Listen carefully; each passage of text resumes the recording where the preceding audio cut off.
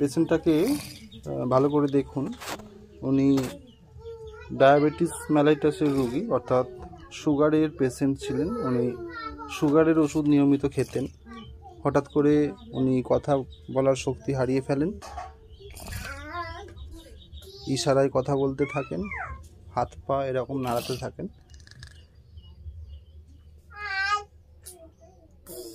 তারপর আমি এলাম, এসে সুগারটা টেস্ট করলাম, দেখলাম 49, অর্থাৎ সুগার ফল করেছে।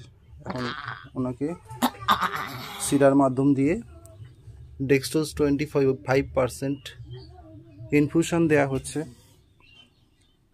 প্রয়োজনে আরও একটা দুটো দিতে হতে পারে। হ্যাঁ, কথা বলো মা, কথা বলো। কি হচ্ছে, কি কষ্ট? হাত দাও, আমার হাত তো। হ্যাঁ হ্যাঁ হ্যাঁ, ঠিক আছে তো? এখন ভালো আছো তো? হ্যাঁ ভালো আছে, হ্যাঁ ভালো হয়ে যাবে বাবা, ভালো হয়ে যাবে। ঠিক আছে, ঠিক আছে।